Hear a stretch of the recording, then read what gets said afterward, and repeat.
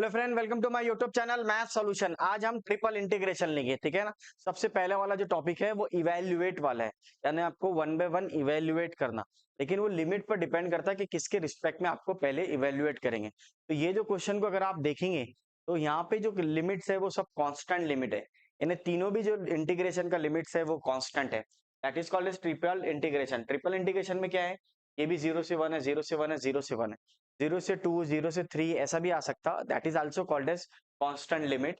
But यहाँ पे x y z में लिमिट नहीं दी हुई है, ठीक है ना। इसलिए हम इसको बोलते हैं कांस्टेंट लिमिट। ऐसे प्रॉब्लम को क्या करना पड़ता, आप किसी के भी रिस्पेक्ट में पहले इंटीग्रेशन ले सकते हैं। आप एक्स से भी ले सकते हैं, वाई से भी ले सकते हैं और जेड से भी ले सकते हैं। सर क्यों? ताकि यहाँ पे जो लिमिट है वो है कांस्टेंट लिमिट। मैटर नहीं करता कि आप किसके रिस्पेक्ट में पहले लेंगे इंटीग्रेशन। सर समझा नहीं मेरे को। मान लो यहाँ पे क्या है, dx है, dy है, dz है। अब आप बोलेंगे ना कि सर किसके रिस्पेक्ट में पहले इंटीग्रेशन लेंगे, क्योंकि ट्रिपल इंटीग्रेशन है तो 3 बार आपका इंटीग्रेशन लेना पड़ेगा वन बाय वन करके। तो कैसा लेंगे वो लिमिट पर डिपेंड करता। बट ये जो क्वेश्चन है इसके लिमिट क्या है, कांस्टेंट है। तो ऐसे जो क्वेश्चन है जिसका लिमिट कांस्टेंट रहता तो आप किसी के भी रिस्पेक्ट में इंटीग्रेशन ले सकते। तो थोड़ा बेसिक समझ लेते। ये लॉज ऑफ इंडाइसिस है जो 8 स्टैंडर्ड में पढ़े थे, इसके अंदर रिक्वायरमेंट है। अगर a raise to m plus n है तो उसको हम अलग कर सकते हैं, a raise to m, a raise to n, दोनों को ब्रेक कर सकते हैं। अगर m n k है तो तीनों को लिख सकते हैं अलग अलग फॉर्म में। बेस सेम तो पावर ऐड, अगर बेस सेम है तो ऐसा ऐड करके भी लिख सकते हैं। ये 8वीं में पढ़े थे आपने, मान लो, ठीक है। और एक इंटीग्रेशन का बेसिक फॉर्मूला लगेगा। Integration e raise to x बोले तो e raise to x plus c होता। विथ रिस्पेक्ट टू x में e रेस टू x का e रेस टू x होगा। विथ रिस्पेक्ट टू y में e रेस टू y का e raise to y होगा। With respect to z में e raise to z का e raise to z होगा। तो ये बेसिक्स लगेगा, ठीक है। Now I am going to solve. तो see here, that is what, integration solution, evaluate वाला टॉपिक से। बहुत आसान क्वेश्चन है, सबसे इजी प्रॉब्लम है ये ट्रिपल इंटीग्रेशन। इससे इजी क्वेश्चन एक भी नहीं है बुक्स में, 0 से 1। लेकिन पहला क्वेश्चन से तो हम एकदम इजी से स्टार्ट करेंगे। अब इसको ब्रेक भी कर लो, तो ये फॉर्म में दे हुआ है, आप उसको ब्रेक कर सकते हैं डायरेक्ट ही, ये टेंशन नहीं रहता। तो आपके पास क्या करना, y प्लस जेड अलग कर दो, e रेस टू एक्स कर दो। या फिर एक काम करो, अभी क्वेश्चन लिख लो डायरेक्ट। ये आ जाएगा x plus y plus z d x d y d z, ठीक है। अब यहाँ पे देखना, अब मैंने आपको क्या बोला, आप किसी की भी रिस्पेक्ट में इंटीग्रेशन ले सकते हैं। क्यों सर? ताकि कांस्टेंट लिमिट है।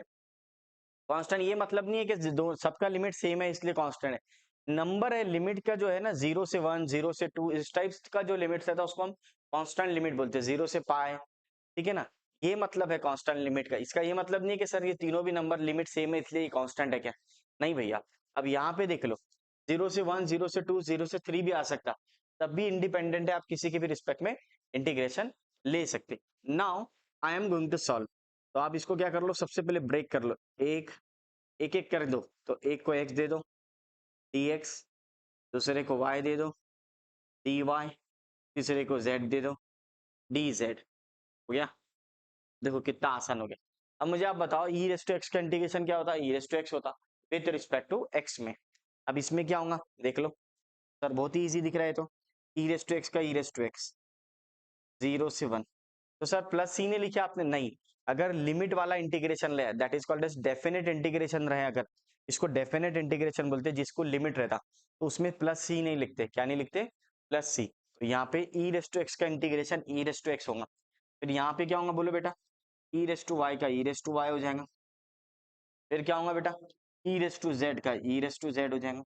0 से 1। अब आपको upper limit minus lower limit करना है। अब कोई रॉकेट साइंस है क्या? नहीं sir. Upper limit minus lower limit बोले तो जहां पे x से पहले 1 रख, देन जहां पे x है वहां 0 रख। तो क्या हो जाएगा, x के जगह 1 रख, x के जगह 0 रख। क्या बात है सर? देखो क्या किए सर आपने, समझा नहीं मेरे को। पहले x के जगह 1 रखना, minus lower limit, minus lower limit. आपको समझा देता हूँ लिमिट कैसे रखते हैं। जैसे मान लो ये a है और ये b, यहाँ पे x ले लेते। यहाँ पे मान लो x है a से लेके b तक, upper limit minus lower limit. तो पहले x के जगह b रखना है ऐसा, माइनस x के जगह a, ऐसा फॉर्मेट है। उसी तरह x के जगह पहले आपने क्या रखे, 1 रखे, माइनस लोअर लिमिट क्या है, 0 है तो x के जगह 0 रखे। अब इसमें भी ऐसे ही करना है, y के जगह आपको 1 रखना है, देन y के जगह 0 रखना है। फिर ये टर्म में भी ऐसे ही करना है, y के जगह आपको 1, z के जगह 1 रखना है, देन z के जगह 0 रखना है। अब आपको ये आना चाहिए e रेस टू 0 क्या होता, 1 होता, e रेस टू 0 1। तो क्या मिलेगा देखना इधर, ये हो जाएगा e माइनस 1 1 हो जाएगा, क्योंकि e रेस टू 0 1 होता, e माइनस 1 e माइनस 1। अब ये क्या हो गया, एक पावर 1 है 1 है 1 है, तो बेस सेम है तो पावर क्या हो जाता, ऐड हो जाता। तो ये आपका फाइनल आंसर। इस तरह सॉल्व करना, e का power -1 raise to the power 3। कोई कोई टीचर क्या करता है, डायरेक्ट पहले e रेस टू z से इंटीग्रेशन लेता है एक बार, फिर upper limit minus lower limit apply करता, फिर y से इंटीग्रेशन लेता, फिर upper limit minus lower limit apply करता, देन z से लेता, फिर upper limit minus lower limit. तीनों का लिमिट कांस्टेंट था, सेम भी था, दोनों क्वांटिटी थी, कांस्टेंट था और सेम भी था, तो हमने क्या करे, इसको स्प्लिट अप कर दिया और स्प्लिट अप करके इंडिविजुअली इंटीग्रेशन ले लिए विथ रिस्पेक्ट टू x से, y से और z से। आपको इंटीग्रेशन का फॉर्मेट आना चाहिए, अगर नहीं आता तो पहले फॉर्मूले देखो, e रेस टू x का integration e raise to x होता, फिर x के जगह 1 रखो, x के जगह 0 रखो, इस तरह आपको प्रॉब्लम सॉल्व करेंगे। ठीक है फ्रेंड, चलो मिलते हैं नेक्स्ट वीडियो में।